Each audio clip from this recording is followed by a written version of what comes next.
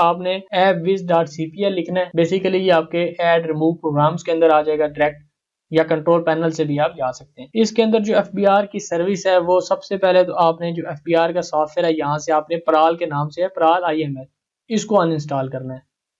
ये आप अनइंस्टॉल करेंगे, यहाँ से आप करेंगे यस। ये तो आपका सॉफ्टवेयर अनइंस्टॉल हो गया। लेकिन अगर आप सी प्रोग्राम फाइल में जाते हैं, इसको डिलीट करने की कोशिश करते हैं तो वो डिलीट नहीं होगा। ये अगर आप जाते हैं जी प्रोग्राम फाइल्स के अंदर, और यहाँ पे आपने देखना है जो FBR की है सर्विस है, ये पराल के नाम से। अगर आप इसको पराल को डिलीट करने की कोशिश करते हैं तो ये आपकी डिलीट नहीं होगी। अब ये डिलीट क्यों नहीं होगी? क्योंकि इसके अंदर से कुछ फाइल्स हैं जो रन हो रही हैं। अब आपने क्या करना है कि आपने यहाँ पे करना है, टास्क मैनेजर में जाना है, और यहाँ पे आपने मोर में चले गए। इसके बाद आपने डिटेल में चले गए।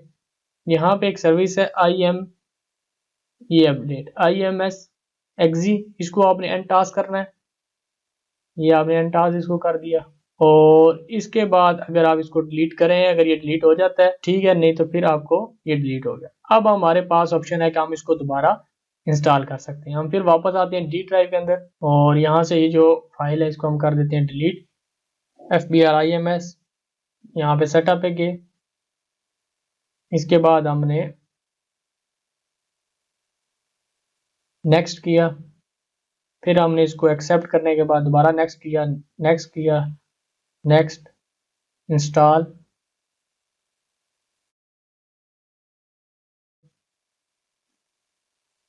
हमने यहाँ से इसको किया कॉपी,